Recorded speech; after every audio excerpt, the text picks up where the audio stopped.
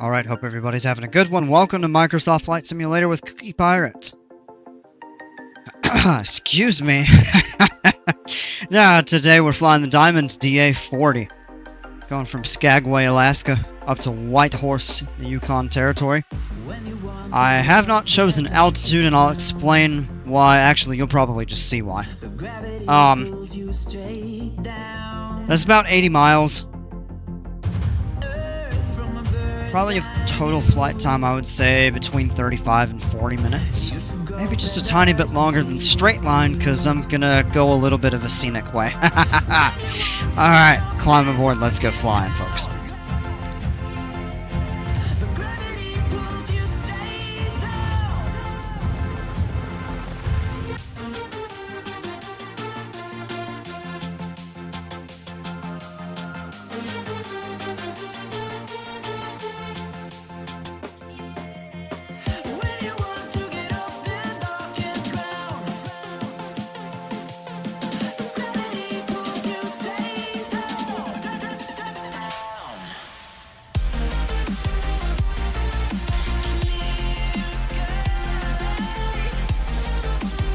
Okay, here we are, loaded in.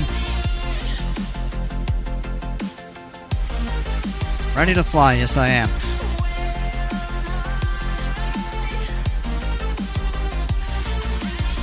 Diamond's a little bit different aircraft than the Cirrus, of course. I thought about taking the X-Cub, but the Diamond's a little bit faster.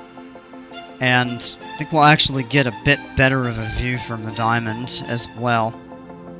But, important to note, I have preset clear skies, because the weather is pretty bad in this area today. And gotta have good visibility. When you want to get off that darkest ground, but gravity pulls you straight down. Anyway, here we are on the ground at Skagway. Let's see, set the trim wheel to take off. Parking brake is on. And we just need to run through a couple checklists here. Those are on. Throttle is idle. Let's just make sure. Yeah. Electric master is off. Fuel transfer and pitot heater off. Flaps are up. Avionics essential bus off. Engine master is off and guarded. Fuel pumps are off. Voter is auto. ECU test is in off. All of the lights are off. Emergency switches off and guarded. Covered. ELT is armed. Well, looks good to me.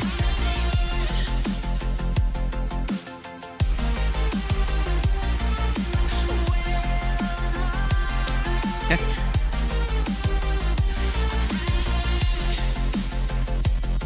Actually been just a little bit of time since I've done the Diamond flight, so I am going to pull the checklist up quickly. Just to make sure I do things properly in the right order. Alright, so electric master goes to on. Of course, the G1000 needs to initialize. You're going to have the AHRS alignment, so the wings have to stay level. They're not really going to move, but I usually just choose to hold off on doing anything until that is completed. Should only take a moment. Should be all standard weather, so there's going to be very little wind, standard pressure, standard temperature in the sim.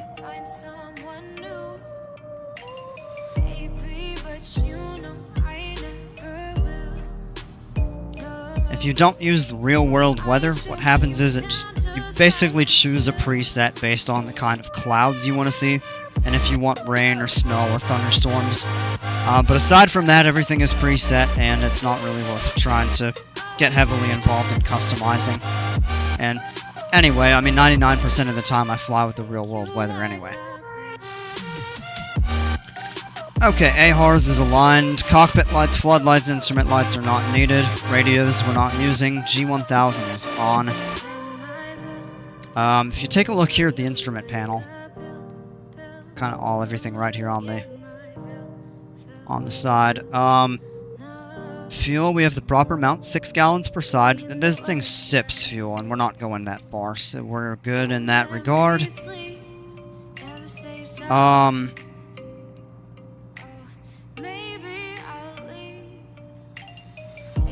Does all look good. Power is idle. We'll go ahead and look up here, turn the strobe lights on. Clear prop area, left, right. And he's clear enough of that. So what we do is raise the cover, turn on the glow switch for the engine master, and cover it back up. When this glow on indicator clears, we are okay to start the engine. Alright, there it is, it's cleared. Now we turn the electric master to start. Clear.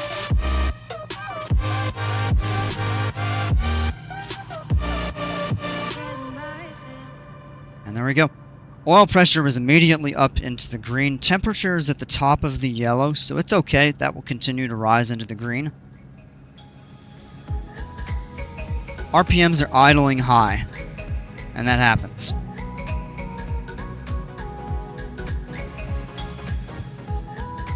In the real world, this plane would idle somewhere around 710 or so.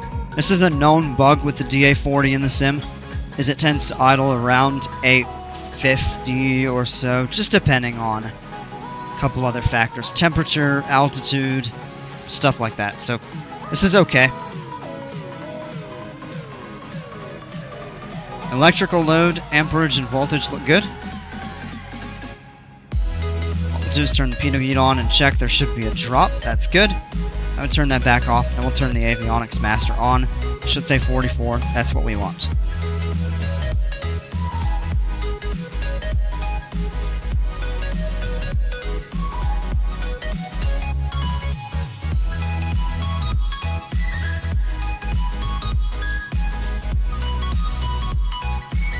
Now, one thing I would do is go through and set up the FLC and the course and everything like that. But we're not going to be following that to the letter, so we're actually probably going to hand fly the plane most of the way. It'll actually be some good practice to hand fly the plane. So before we get going, we'll turn the nav lights or position lights on. Flaps, we want to check full travel. So we'll look to the side here, make sure they go down to full. There's a half, there's at full. Let's check the right wing. Full. Now we bring them up. Coming up on both sides. We lower them to half and leave them there for our taxi. Altimeter is set. Standby horizon. Good. And that is set. It's good as well. Just backup. These are backup instruments in case we have a failure with the G1000. Transponder mode code check. So what we will do here is altitude 0, 1, 2, 3. We could do VFR actually. 7,000 should be 1,200, but whatever. Everything with the engine is looking good. Taxi light on. Release the park and brake, and we are ready to start moving. We're going over runway 2. I believe it's 20. Maybe it's 21. Here at Skagway. Look at the houses up on the hills.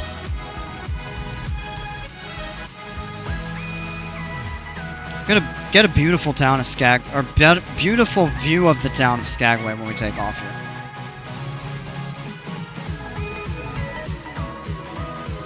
Easy now. It's been a while since I've flown this plane. It handles a bit differently than the Cirrus for sure. The Diamond is a fun plane to fly. This is the first plane I think I flew at all in the simulator when I started playing this. And here comes a fuel truck. Oh, he made a sharp turn. Now we've got a truck sitting in the middle of the road here. Golly, these trucks. Now, do we need to turn here? What I'll do is go in on the range and zoom in. Yes, that is where we need to turn.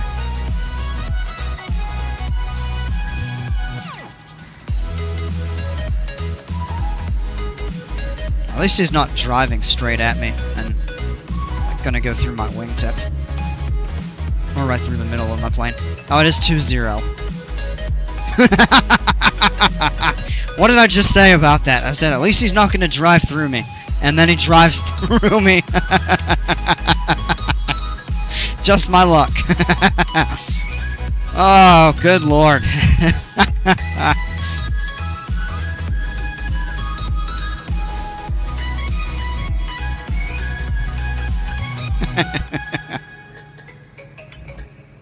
I'll prove you wrong. Alright, we set the park and brake here, holding short of the runway.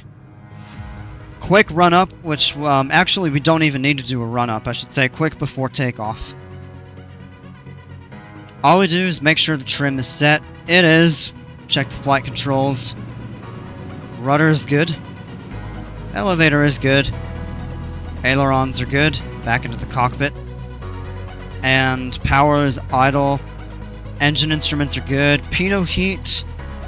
We don't need it. We will turn the fuel pump on. Landing light on. Taxi light off. Transponder mode code check. Good. Holding short of runway 20 at Skagway, which is where we want to be. And we release the parking brake. The nice thing is this plane doesn't really just start rolling as soon as you let go of the parking brake. The Cirrus does. And that just has to do with the difference in power of the engine. Okay, so here is our plan for taking off out of Skagway. We're going to taxi out, turn left, point down the runway toward the water. This plane rotates at 69 knots and lifts off in the low 70s at full weight. We're pretty light, so we could probably get airborne around 63 to 64, but we'll just leave the plane on the ground and we should get airborne at about 68 to 70. We would normally climb out runway heading or turn over the water and engage the autopilot. We're not going to do that. We're going to fly visually, so we're going VFR. We will hit the brakes, stop the wheels from spinning. We'll raise the flaps at a safe altitude. We'll reduce the climb power to 95%. You can't let it run at 100 for an extended period of time in this plane. And then we'll turn the landing lights off. And then we're going to circle back over the bay, up this way, and fly up this, I guess this channel, or canal, so to speak. And we're going to go visual the whole way. So we won't be engaging the autopilot. What we might do is if we decide to get high enough, where we kind of just want to cruise to Whitehorse, we can just set a dial and, but we're going to fly by hand for now. Alright, so we're cleared that way, we're clear, we need to look actually a little bit further back. See how great of a view you get in this plane. It's gorgeous. We're ready to move.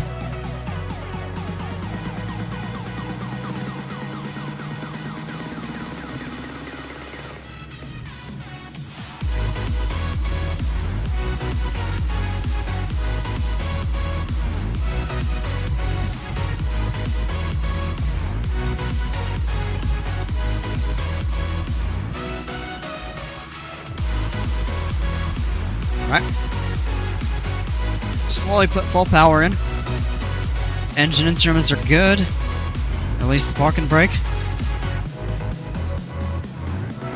And here we go, airspeed is alive. Take a look at the view there.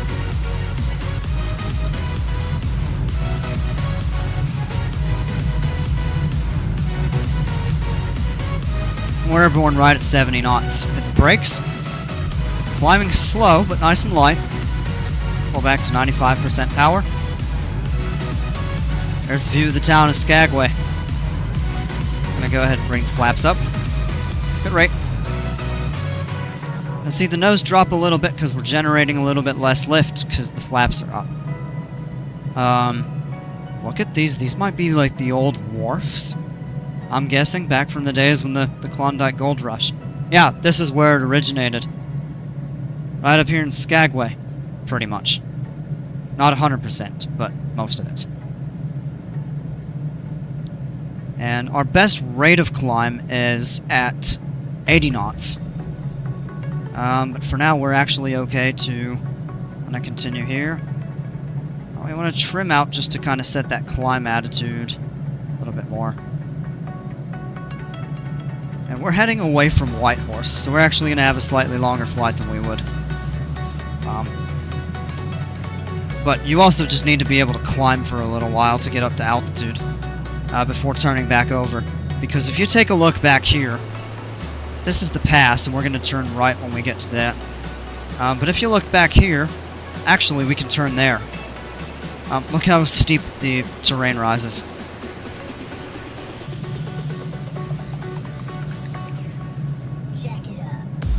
So we are going to pull the power back for a moment so we can get a reduction in our airspeed.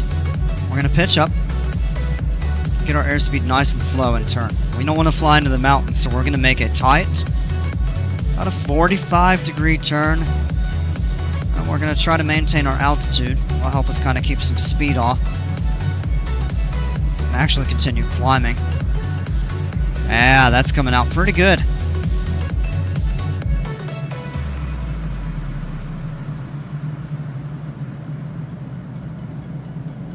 So I misread the terrain there. And this also gets us up a little bit safer. So 1,500 feet. I think we actually dropped a little bit of altitude there. That's okay. Over the water, we've maintained safe altitude.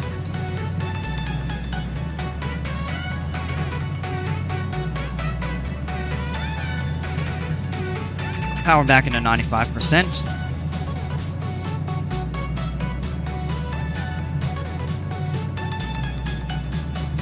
Good there.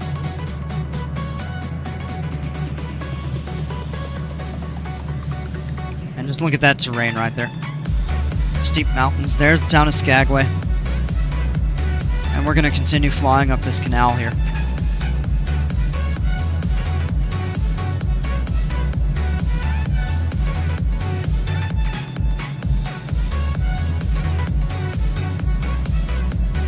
Look right there at that. That's pretty cool. You get a nice view.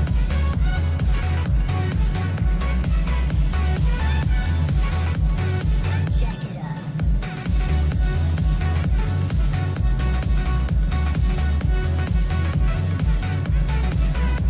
How if we go back this way here?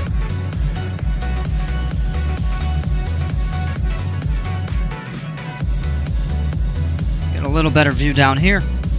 This is where the old other port town of Daia, or Dai, actually, it was pronounced Dai. I always said Daia, just not knowing better. But that's where that town was located, right here on these banks. And inland you can still see cabins and stuff. We are going up the Chilcut Trail. That is where the prospectors during the Klondike Gold Rush would go. So actually that loop around worked out perfectly. We're going to level off here, 3,500. So tell you what, we will actually dial that in on our autopilot. And it's there.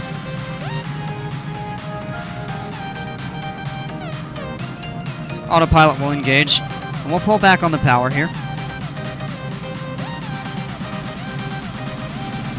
And about 70% power. 70, 75.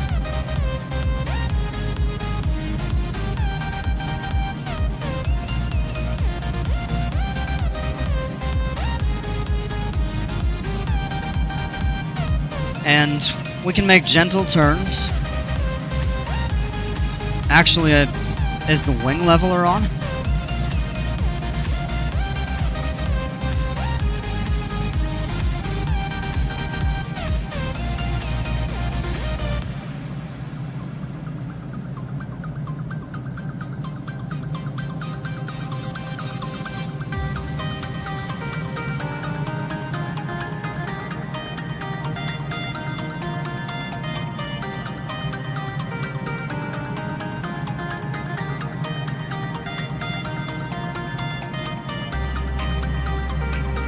So we're just going to fly up the valley here and take a look back here.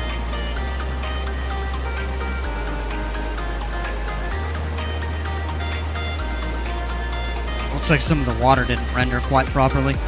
But, so yeah, the town of Dai was back here. And this all is the historic Chilkoot Trail that the gold miners would follow. So we'll carefully maneuver through here, and what we can actually do is set the heading indicator to basically fly the way that we need to. And very gentle wind because we're using preset weather. So there's really no significant winds aloft, so we don't have to really take that into account, which makes it easier to navigate through the mountain pass. But just take a look here. I mean, this is quite remarkable. I'm gonna go in right along the side here, and then they would turn and go to the left, because we're not going to be able to fly over that. I mean, we could, we would just have to start climbing. But we're going the scenic way. If we were in a slower plane like the Zlean Shock Ultra or the Savage Cub or something like that, we would probably be going, I don't know, 1,000 feet above the ground or 1,500.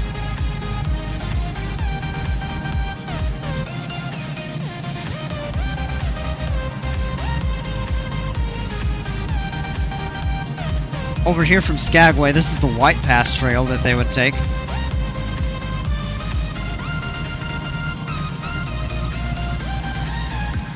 So we're gonna go this way here.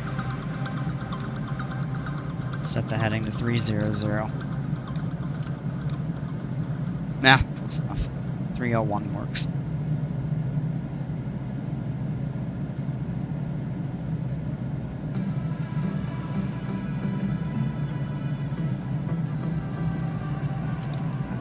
Actually, no, let's make it 290.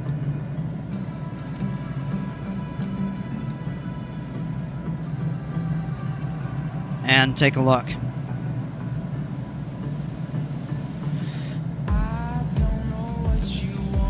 What we'll do is zoom out on the map. Yeah. It's the White Pass and the Chilkoot Pass up here. So what we will do is we will end up taking this right turn. Just flying with the heading indicator. And the heading selector for our autopilot. It ends up making it a bit easier to try to fly through here and navigate at the same time.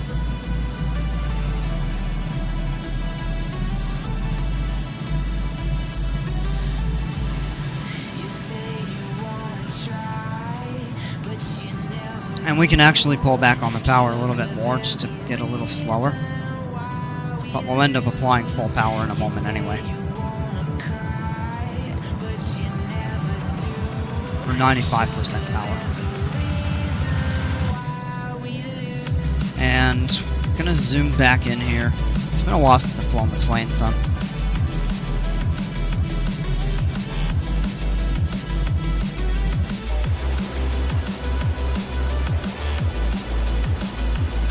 that's where we need to turn.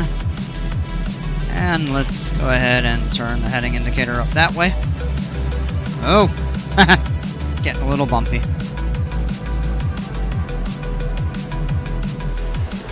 As we turn back over here, they would continue their trail up here. There's a sort of a glacier.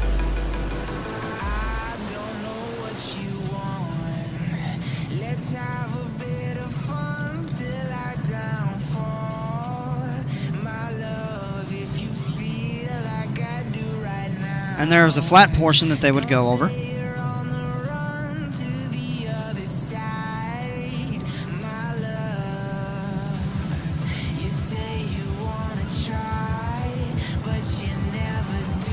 Take a look at these views, though. I think this actually would have been better in the Cub.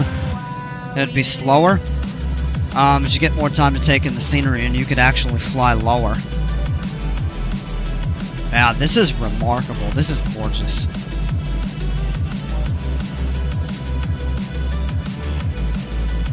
fly gentle. Gentle curve over this way.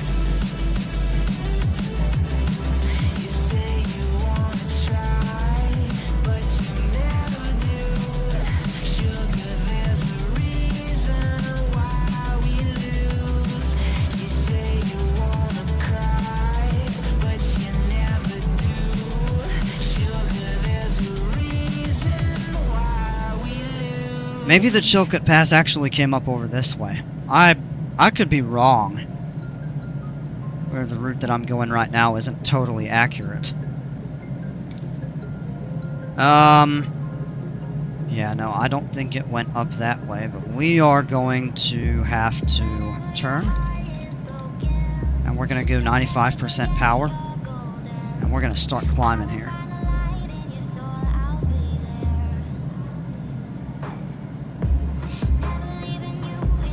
Start going up pretty quick here.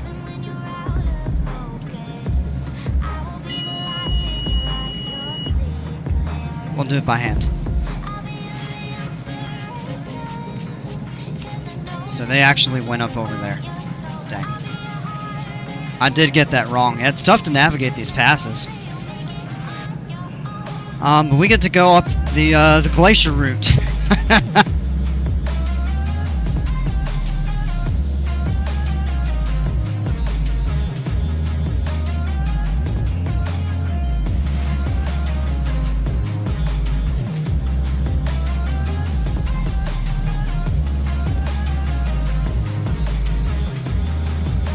And there's the pass that we'll be able to take.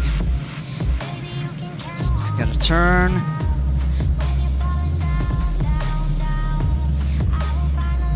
We've got plenty of room on our airspeed for best climbs, so we can certainly pitch up. And over.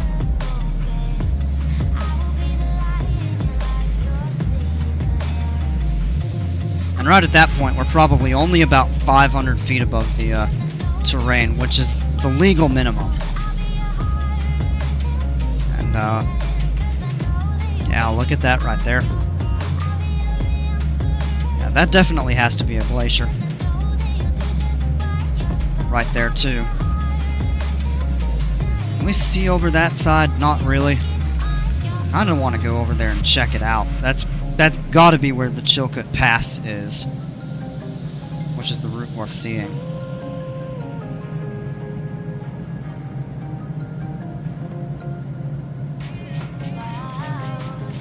5,500 feet.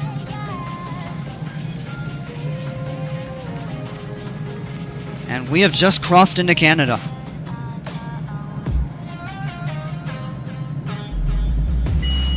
Now, shouldn't be doing that. Turn us right into the mountain. Oh, it's probably because of the heading indicator. So what we'll do is just hand fly for a couple minutes. Actually, a few seconds. That it will take to just get adjusted into that there.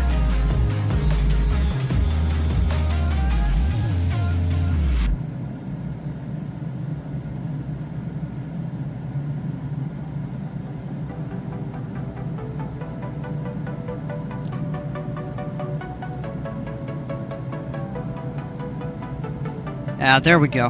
And we'll take the power back down to about 60%.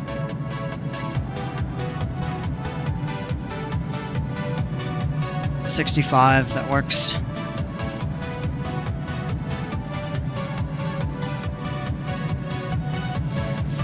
Yeah. And we're flying, we're gonna follow these lakes here. No, now that I'm looking at it. The Chilkoot might have been... Yeah, I think it was this way, because this is the White Pass. So we'll fly to that lake, swing back around. This would be Lindman Lake. Bennett Lake would be right here. Yeah, so we actually don't miss much, we just missed the Chilkoot Pass, and instead we saw a glacier.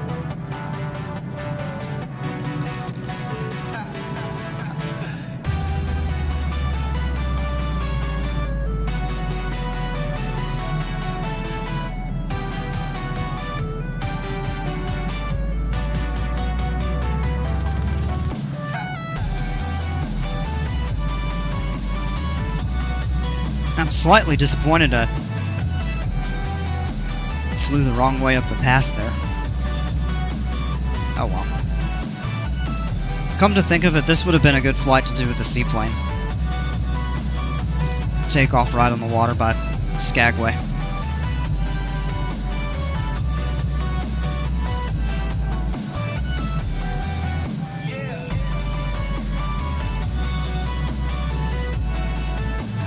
And again, we're just using the heading indicator to kind of control our heading.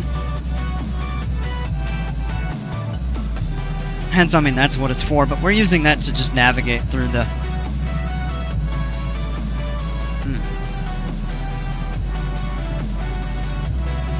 Excuse me, to navigate through the mountain passes terrain. Take a look down here. Gosh, just look at that. Steep rock faces just drop off right down to the water. A little flatter on that side. Still get some pretty impressive mountains.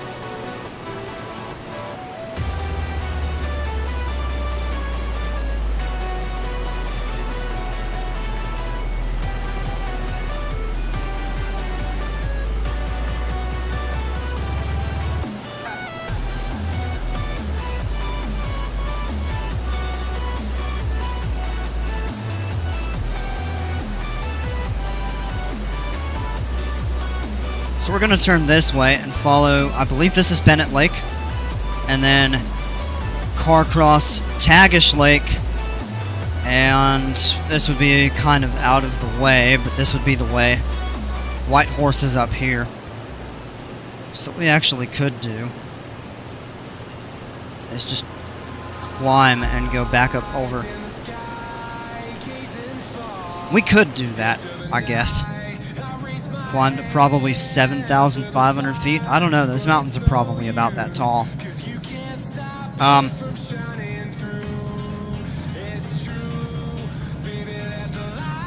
then, yeah, let's actually just do that, so we'll get to see the lake.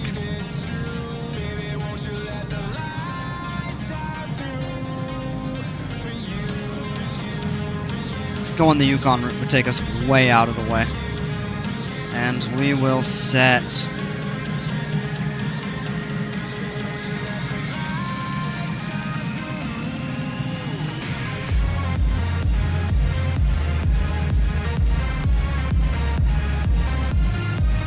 we can set it to 80 knots, which is VY, best rate of climb.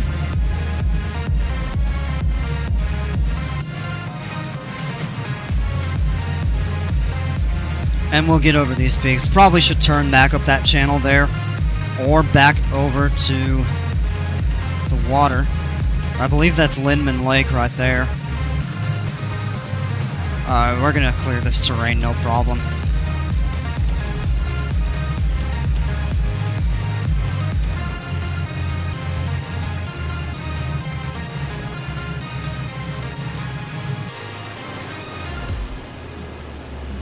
Yeah, we're good.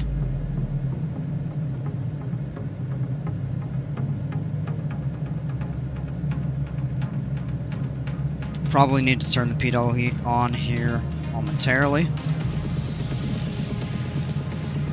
Swing back that way. Just continue to climb until we get up over this, tell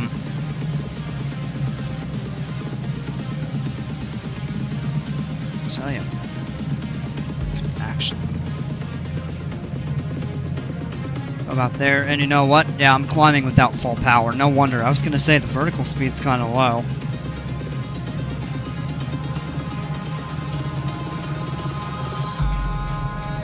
Ah, now we're climbing more like we should.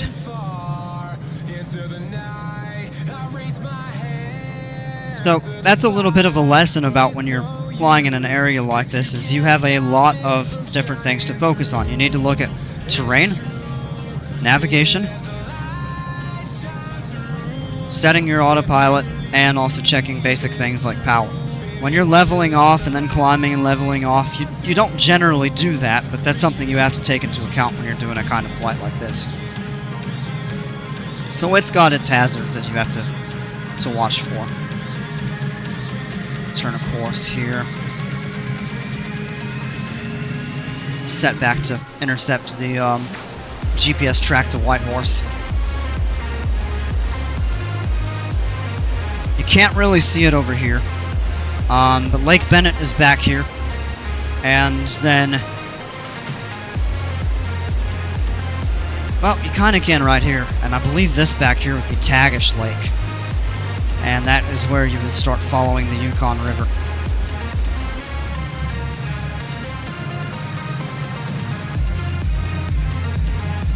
$8,500 we're gonna have.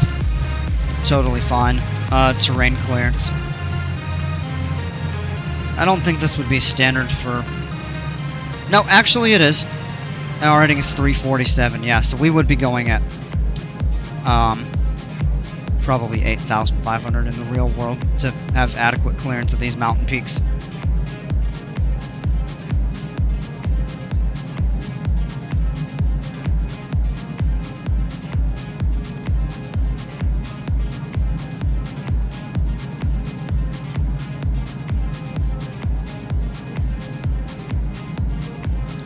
And we will go ahead and actually switch to nav.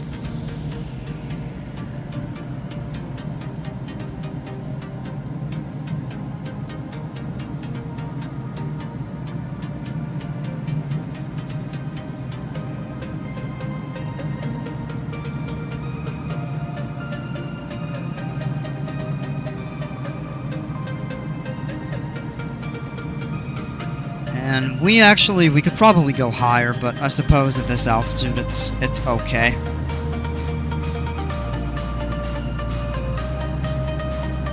You'd get a better view going a little higher up.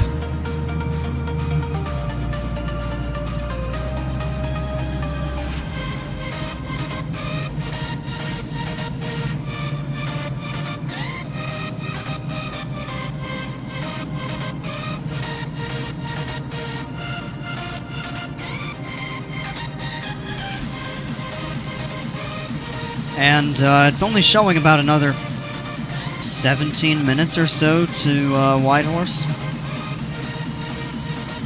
And we've been in the air for probably just about a half hour, so what would have been a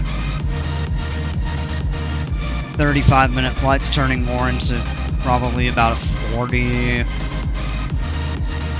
I had to take a guess, probably about a 45-minute flight, so oh well.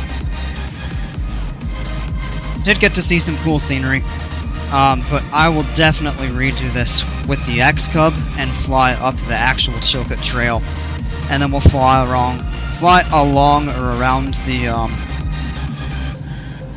Lake Bennett and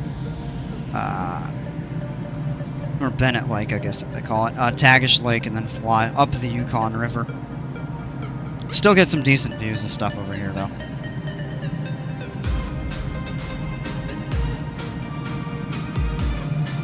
The real course would be coming up through here and then up along here. This is the Yukon. Low fuel? Oh. Yeah, so here's how we do that. Fuel transfer on. And in the Diamond, it basically pumps fuel from the right tank, which is kind of a reserve, to the left tank that actually feeds the engine. They do have the ability to switch to the right in the case of an emergency, but generally you leave it as left and you just turn the fuel transfer on to the left tank. And it'll take a few minutes to kind of balance out.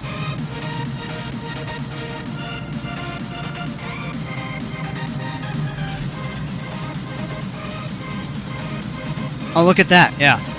Okay, that's a bit better view out over there. So what I might do is take the Cub Crafter's X-Cub with floats, and we'll fly up the... I'll fly up the pass, fly along the river. Probably land on the river.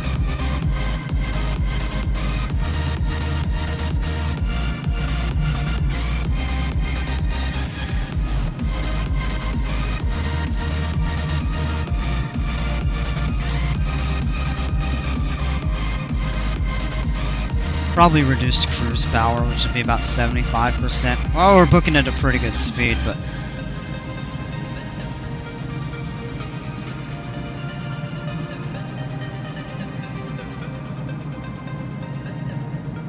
Also, one thing about the Diamond, super easy to control. You don't have a mixture, you don't have to worry about controlling the prop with the blue propeller lever to constant speed. This is a constant speed prop, and the mixture is automatically handled, so all you have to worry about is the throttle, and you set it for an engine power. It is that easy. I don't know of an easier plane to fly. Based on that. Or a modern plane that's easier to fly than that, I should say.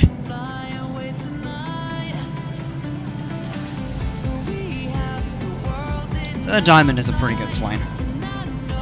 Has good performance, quite fuel efficient, easy to fly, gorgeous view. It's just not quite as fast as the Cirrus, but if you're looking for something with a little less speed, Diamond DA40, the NG is a great option. I haven't really spent much time flying the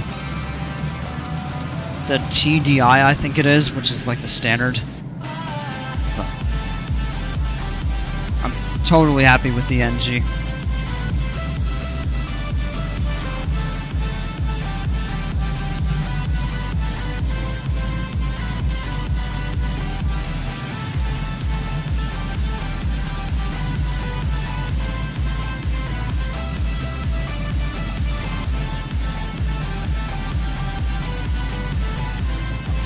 Minutes to go. We'll shut the auxiliary bump off in a couple minutes. We'll let them get to about equal, or maybe just a little bit past that, and then the remainder of the flight will just burn down, so we land about equal. I think the maximum difference is... Oh no, it says it right down here. Max difference left and right tank. 9 US gallons. Okay, which is like, I don't know, about 33 liters, maybe? Or something like that. So you're actually allowed to use quite a bit of a different balance, but I like to try to keep it close to equal.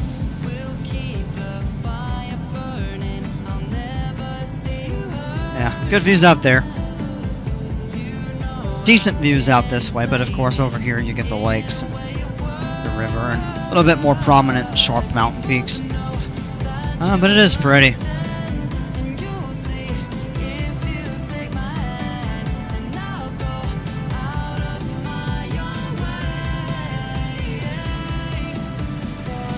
So, Whitehorse in the Yukon Territory is actually named after the Whitehorse Rapids.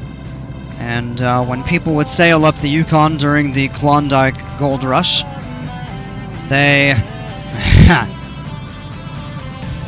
said that the rapids kind of looked like the white mane or the mane of a white horse. And there's a place called Miles Canyon on the river just before Whitehorse. There's a very dangerous rapids. And they actually dammed up. I'm pretty sure they dammed it up to create a lake. Maybe make the rapids a little bit less dangerous. And then, of course, Whitehorse Rapids was immediately after Miles Canyon. And they settled a town there and called it Whitehorse after the name of the rapids.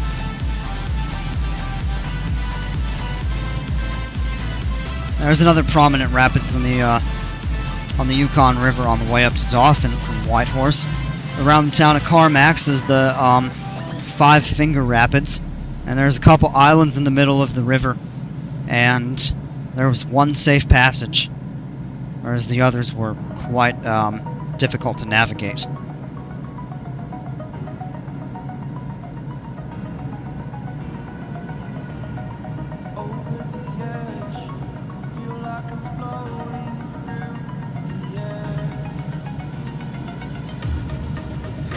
Alright, we're good to go ahead and shut the fuel transfer off.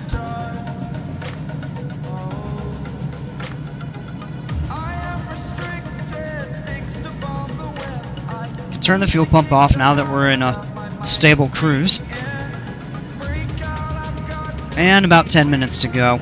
Let's get some information for the Whitehorse Airport. So what we'll do is actually pull the chart up. We don't need the weather, it's standard, it's clear, since we're not using real-world weather. This is what it would be. 5 miles visibility, light rain, only 10 Celsius. Which is very chilly for Whitehorse in the summer.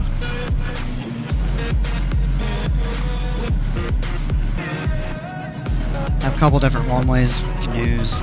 Got, main runway is almost 10,000 feet long. They have a cross runway that is 2,200 feet long. That could actually be a lot of fun. Ah, man.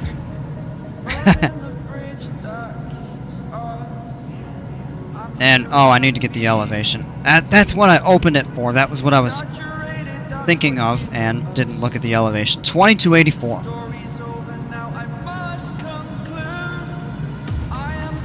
Pretty high elevation.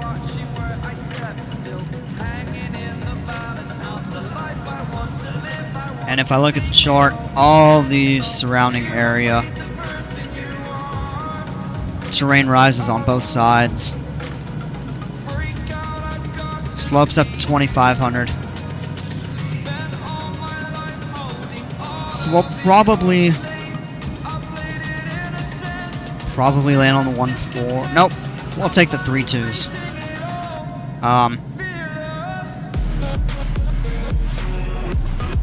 No, I have an idea. We're gonna do something ridiculous.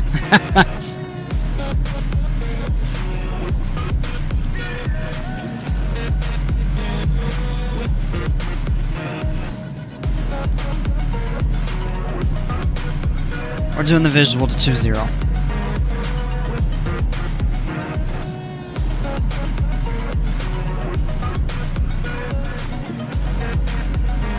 And it's gonna sound absolutely ridiculous, but it'll be interesting, and you'll have a good view. You can actually see the town.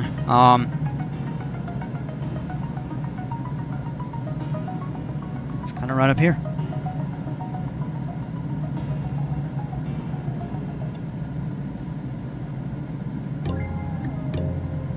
Interesting fact.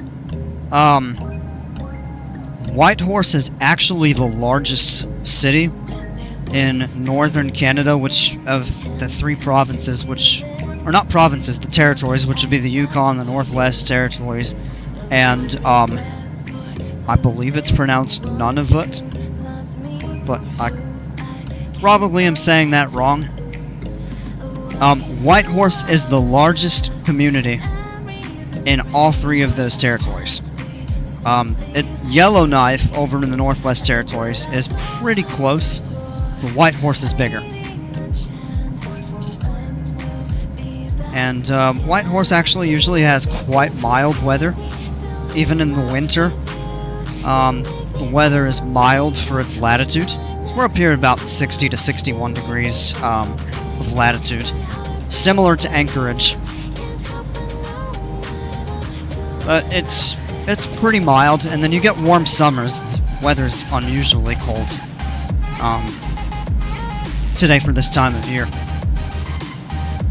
Meanwhile, over in Yellowknife, which is generally a cooler climate, it is almost 90 degrees Fahrenheit over there. Last I checked, it was, let's see, actually, you could look it up.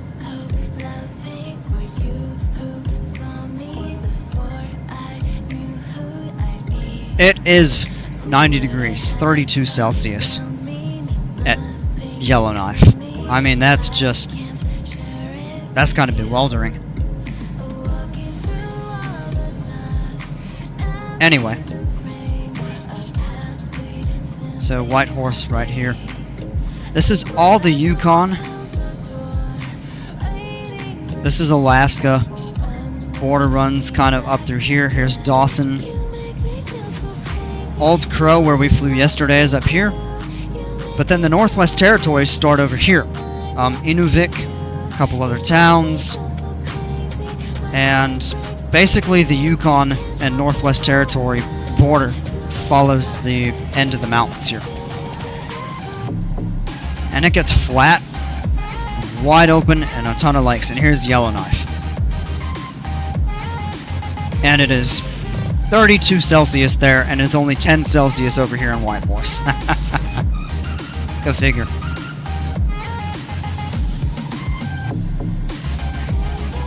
I thought of doing a flight from Whitehorse to Yellowknife, or vice versa. I actually did that in Flight Sim 10 a couple times. It is a long flight. Even in a jet, it would probably take about an hour and 20 minutes. If I took the Cirrus, it'd be looking at almost 3 hours. So certainly doable, but that's a long flight to be doing. Alright, here's the town. It's time to go ahead and start down. So we're gonna set this to 3,500 feet. Pull the power. Nope. Hey, I'll leave the flight director on. I meant to hit the FLC. That's down here. Pull the power back.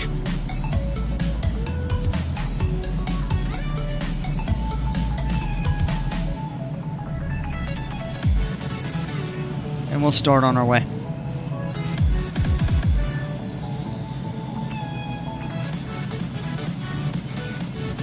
So let's zoom in and get a look at Whitehorse here. The airport sits right along here. In fact, you can kind of see it. And the town is right next to the airport, and then the river runs right next to the town.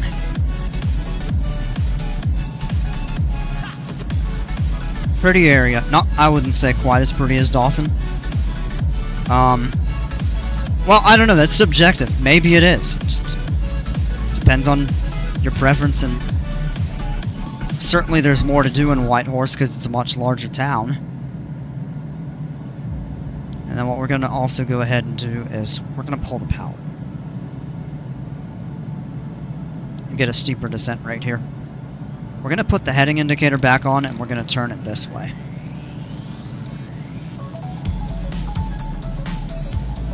Just give us a little room to set up for the, we're choosing the short runway, the one that's only about 2,100 feet long.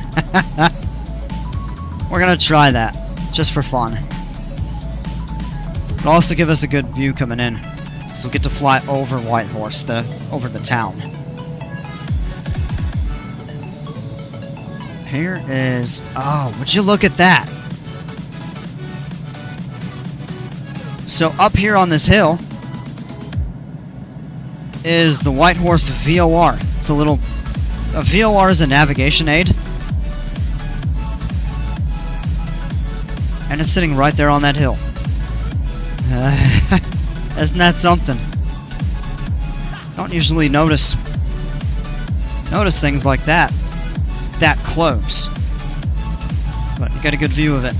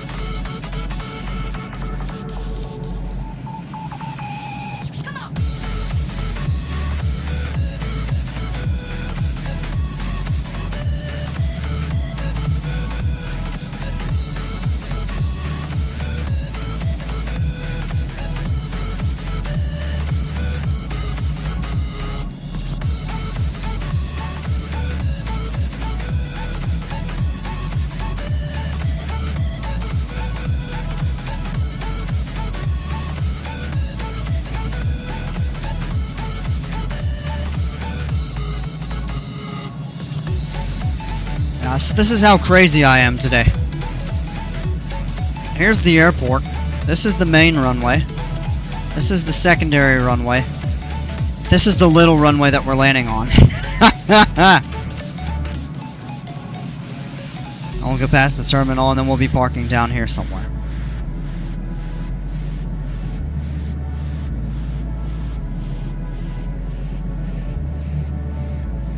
And here you can kind of see the town. The Yukon River. We're just now crossing over. And actually, if I am not mistaken, this is the lake that they dammed up. Or basically created to separate it from Miles Canyon, which is right here. And Whitehorse Rapids was just a couple miles further up. There's a suburb called Riverdale right down here.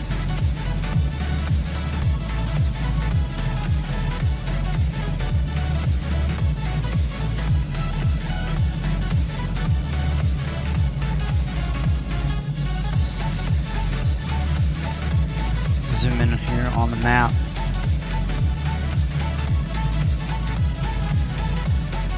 And we're actually a beam it and only about 1,200 feet above the ground, so we could actually disengage the autopilot and hand fly it.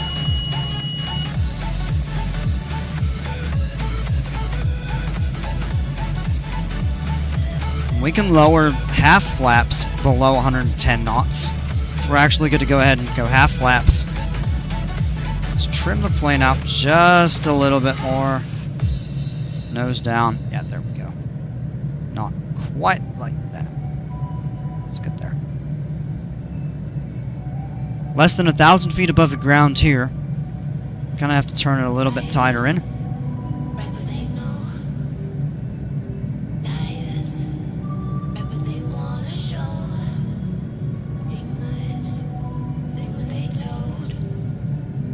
Fly the base leg.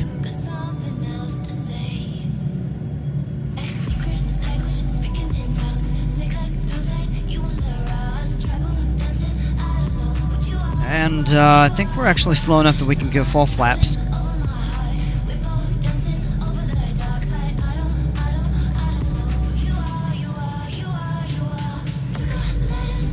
Yep, going right over the river. Right over the town. I believe actually this is the Yukon, what is the Yukon? I should say, I believe it's Whitehorse Rapids on the Yukon. It's right next to where the town was settled. Just beyond Miles Canyon.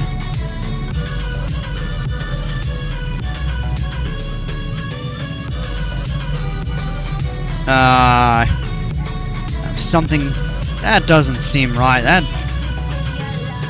Am I crazy to see that the river just like slopes downward? I think that terrain rendering, the elevation rendering is not correct. We're a little bit low here. So add a little bit of power in. We're only flying right at 75 knots or so, it's fine. We are a bit low. Excuse me, but we're okay. Continue down.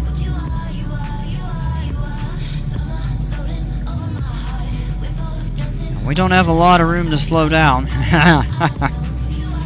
Take the power out, and nice and easy to the ground.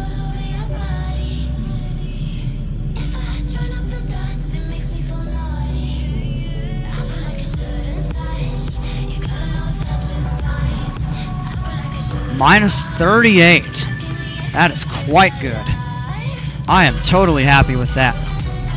And this can be used for aircraft landing.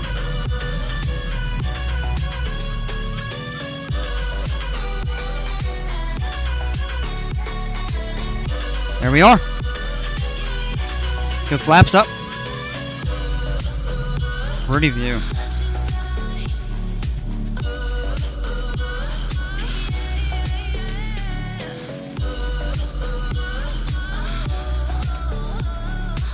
Alright. Put the taxi light on, shut the landing light off. Fuel pump can come off. Actually, we forgot to turn that back on. That's okay. I want to get some scenery, airport scenery, and maybe city scenery for Whitehorse. That'll apply some elevation correction. It's a pretty area. Gateway into the Yukon. Carmax, Dawson, Old Crow, all get flights out of Whitehorse to there. Skagway, Juneau, Haines, I think they even fly to Anchorage.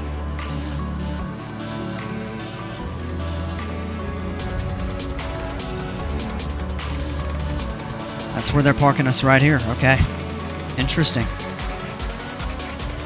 Left a little bit.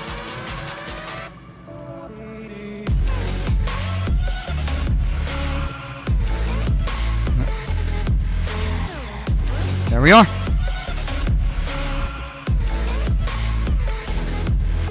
Okay. Well, welcome to Whitehorse, folks. Yeah, let's get the plane shut down. First thing we'll go ahead and do idle engine. Yeah, it needs to sit at a maximum of 10% power for 1 minute. So we'll let that sit for just a moment here. Let's just get everything else shut off. We can turn the taxi lights off, nav lights off. Strobes stay on until the engine is off. Those are set.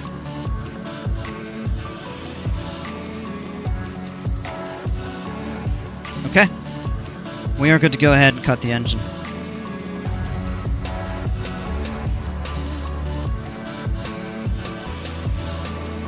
Avionics go off first.